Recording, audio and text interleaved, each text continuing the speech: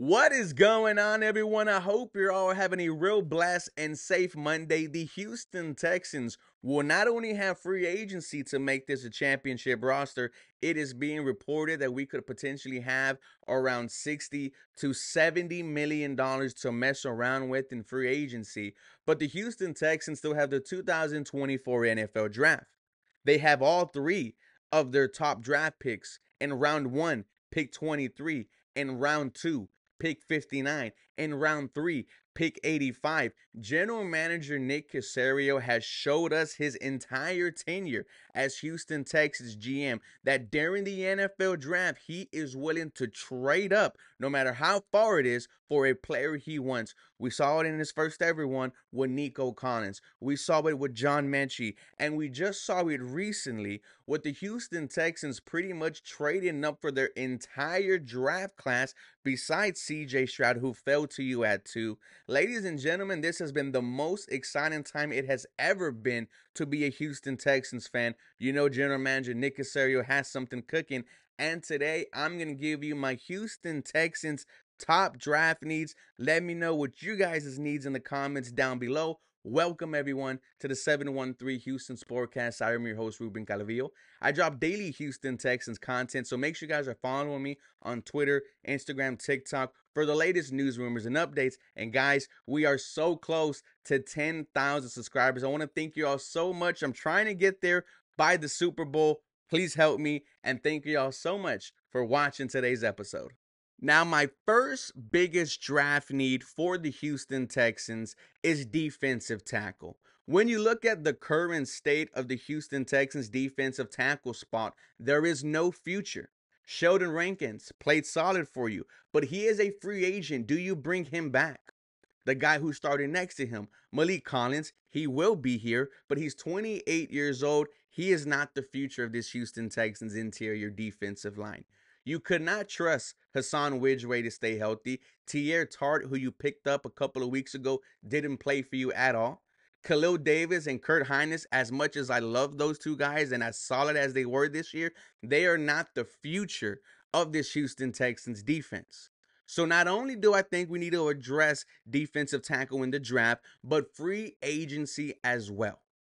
Now, one of my favorite prospects this year, T'Vondre Sweat from the Texans Longhorns. I mean, this dude is a beast. Make him sweat. That is his famous catchphrase and nickname. Had a big old chain on the sideline that said that. 6'4", 362 pounds on PFF, graded highly against the run and against the pass. His 2023 season stats: 31 pressures, 26 defensive stops, and 2 sacks. He also was given first team All-American honors and won the Outland Trophy Award, which is given out for being the nation's top interior lineman.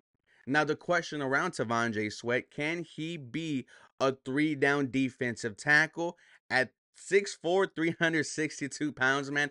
I don't know, but this is someone who you should definitely target if you are the Houston Texans. Has a top 50 draft projection. I think he would be solid. My second area of need for the Houston Texans in the draft is cornerback. Because outside of Derek Stingley, who do you have? Steven Nelson, who was your number 2 cornerback at one point, was your number 1 cornerback. We'll get to that in a second.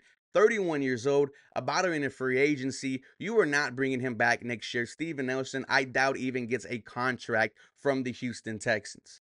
It's not Desmond King. This was someone who was cut in week 1 and you brought him back the last month of the season. If he is here, does he even make the roster? Tavierre Thomas, end of the season on IR. Does he even make the roster next year?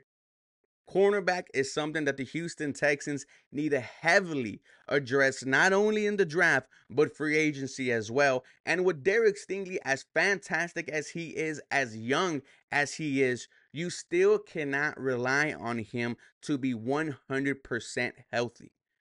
One of my favorite draft prospects this year, Kool-Aid McKinstry from Alabama. Outside cornerback, 6'1", 195 pounds. They don't throw the ball his way. In 14 games this year with the Crimson Tide, was only targeted 39 times. That is less than 3 times a game. allowed 19. That is a completion rate of 48.7%, insane. Allowed one touchdown, also has four pass breakups on the season. The one thing or the one knock against Kool-Aid McKinstry, doesn't intercept the ball, only 2 INTs in 3 seasons with the Crimson Tide. But this is someone who could immediately step in and be your number 2 cornerback.